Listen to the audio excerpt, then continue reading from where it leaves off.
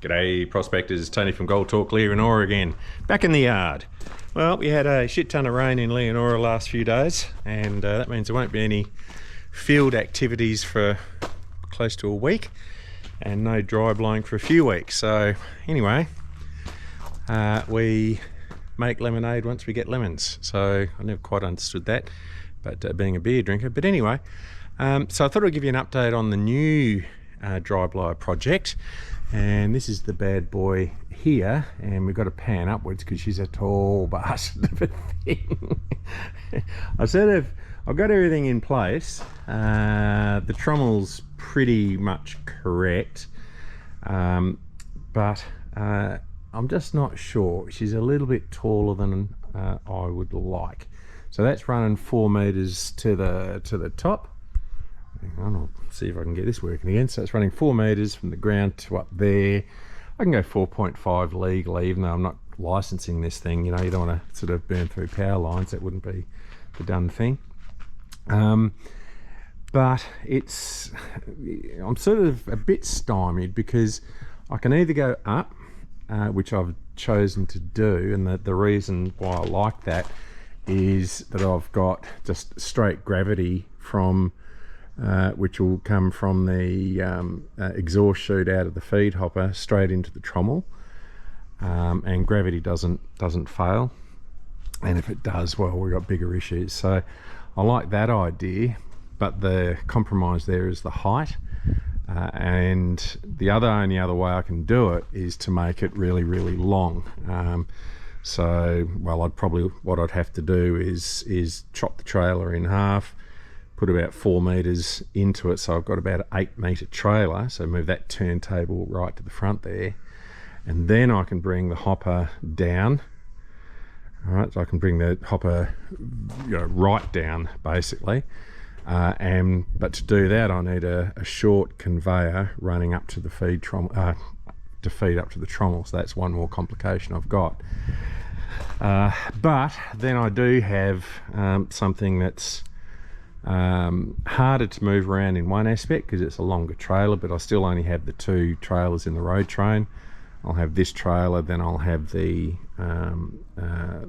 recovery decks and feed hopper on the second trailer. So it's all doable. It just looks really tall. The other option is to keep it as it is, and keep in mind I've got about 200 mil worth of grizzly to put on top of this yet.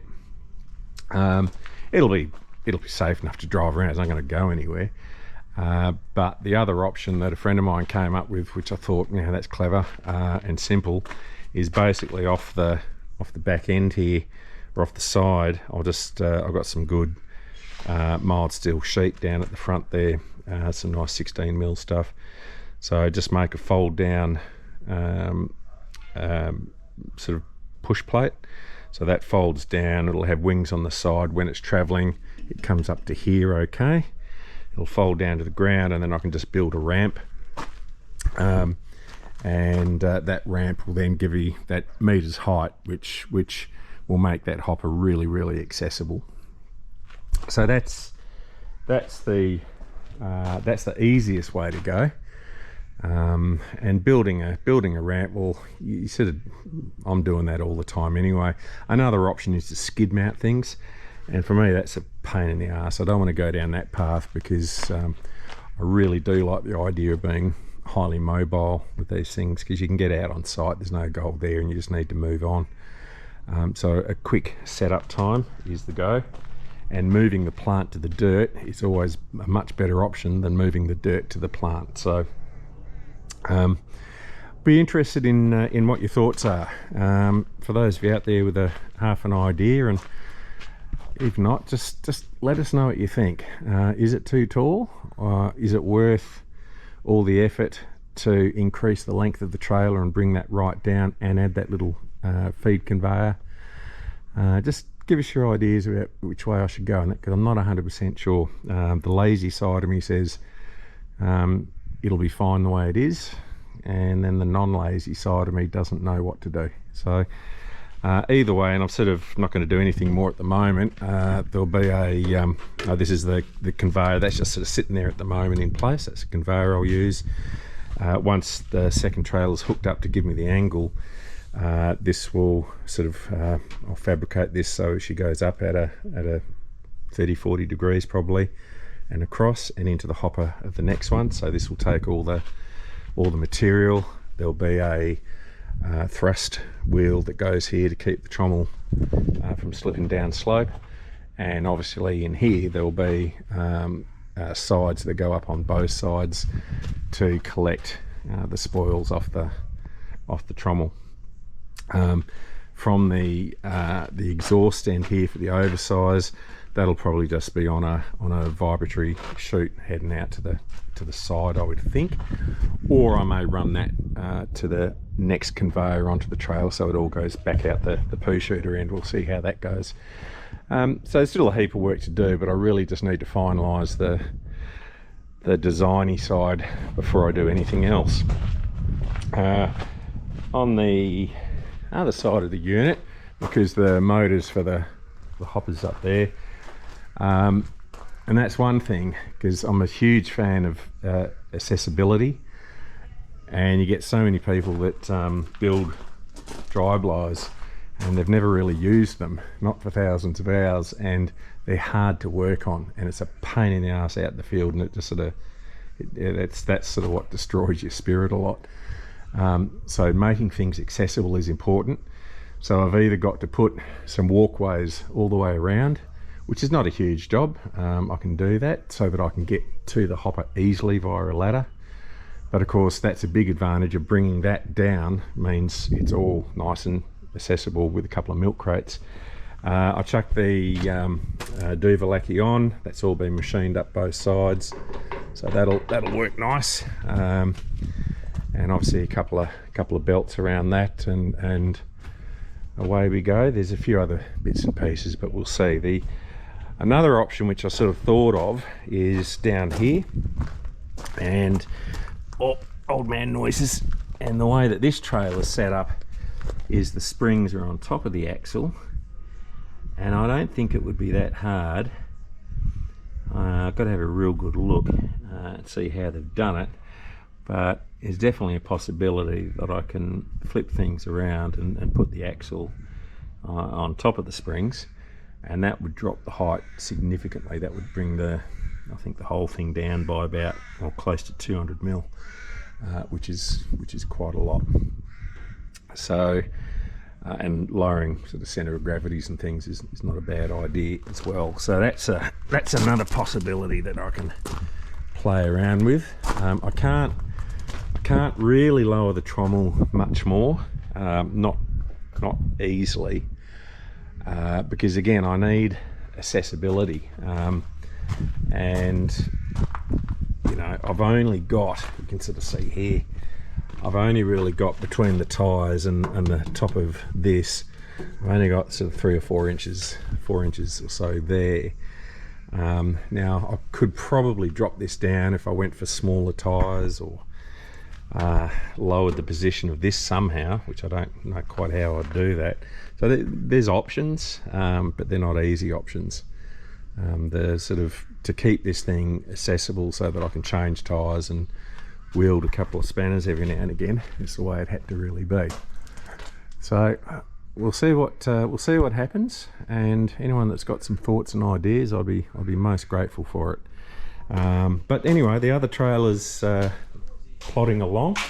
I just got the first recovery box in. It hasn't been done up with mesh or anything yet, but that's the first, well, not so much prototype, it's all been laser cut and assembled down in Kalgoorlie, and the fab shop down there have done a bloody excellent job. It's a lot of this is very similar to most designs, with some changes, bleak stroke improvements as I've sort of needed them.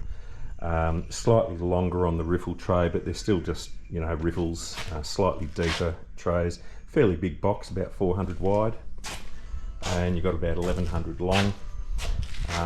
My sort of feeling, some people like the idea of longer boxes, but mate, if you haven't caught your gold in that much, you're never going to. A couple of nice rotary blow-off vents on each side. and that's going to be they're a lovely little addition. And got one on each side which will blow off the air. Again, they're nice and accessible. There's no point putting blow off vents underneath because you can't get to the bastards, so you never use them, and that way you're running too much air or too little air or whatever. I bring the air in from the rear. I don't like the air coming from underneath, which is what everyone does. But whether you put one hole underneath or two or three or what have you, it doesn't matter what type of diffusing you use, you wind up with sort of a hot spot of air directly above where the air's coming up, and so you get different air pressures. You'll be blowing stones in the middle and not quite enough on the outside. I've never liked it, and I've certainly never found a diffuser that really works. I've certainly never seen one that works well, so I'm taking the air into the back and running it forward.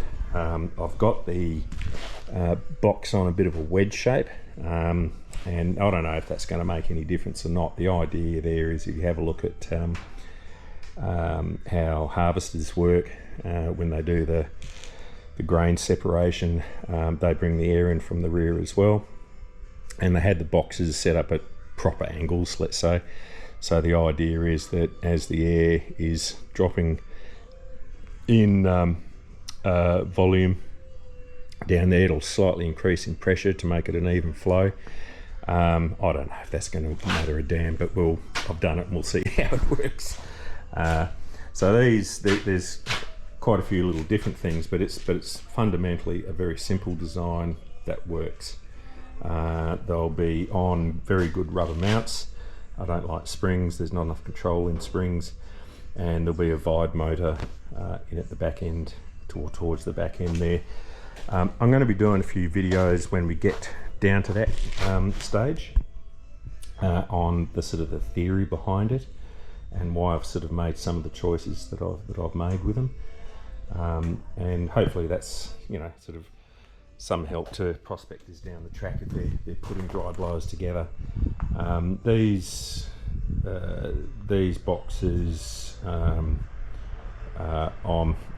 you know, sort of considering selling these if there's an interest in them, but I won't be doing that till I've got that unit up and running in the next sort of 12 months, just to make sure that in practice it's everything that I want. So if anyone's interested in recovery boxes, which is sort of the heart of the dry blower, then sort of let us express a bit of an interest and see what we can do. So prospectors, that's sort of where we're at. Big tall bastard of a thing. Big tall bastard of a thing. Maybe that's its name, big tall bastard.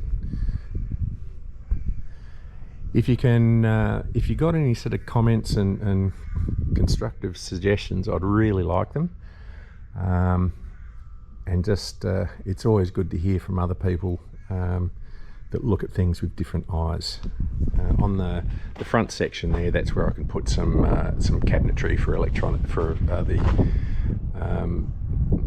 circuit boards and that sort of shit, whatever you call them, power boards, etc. So prospectors, that's going to be it for the update here.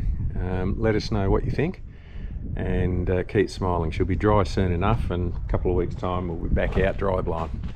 See you prospectors.